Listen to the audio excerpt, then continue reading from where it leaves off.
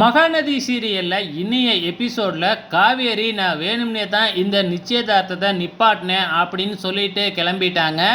இதனால் இங்கே நம்ம விஜயோட சித்தப்பா சித்தி இவங்க எல்லாமே பயங்கரமாக ஆர்கியூ பண்ணுறாங்க. ஸோ நம்ம சித்தி இதுக்கப்புறம் நம்ம இங்கே இருக்க வேணாம், வாங்க நம்ம இப்போயே வீட்டை விட்டு வெளியில் போகலாம் அப்படிங்கிற மாதிரி பார்த்திங்கன்னா எல்லாருமே வீட்டை விட்டு கிளம்புறாங்க. நம்ம விஜய் பார்த்திங்கன்னா இதுக்கு நான் பொறுப்பேற்றுக்கிறேன், இதை எப்படி சரி செய்யணும்னு எனக்கு தெரியும் அப்படின்னு சொல்லிட்டு சமாதானப்படுத்திடுறாங்க.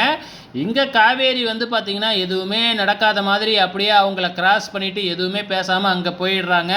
அவங்க அம்மா வீட்டுக்கு தான் போகிறாங்க. அவங்க அம்மா வீட்டுக்கு போயிட்டு இந்த மாதிரி நிச்சயதார்த்தம் நின்ன விஷயத்தையும் பசுபதி அரெஸ்ட் ஆன விஷயத்தையும் சொல்லிடுறாங்க.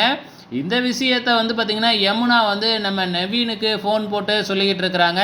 இதை கங்கா பார்த்துட்டு என்ன பண்ணிக்கிட்டு இருக்க அப்படின்னு வார்ன் பண்ணுறாங்க. இங்கே காவேரி திருப்பியும் வீட்டுக்கு வந்த உடனே அங்கே விஜய் காவேரி மேலே பயங்கரமாக கோபம் பார்த்திங்கன்னா பயங்கரமாக திட்டுறாங்க. ஸோ இந்த பிரச்சனை பார்த்திங்கன்னா எங்கே போய் முடிய போகுது அப்படிங்கிறது தெரியல.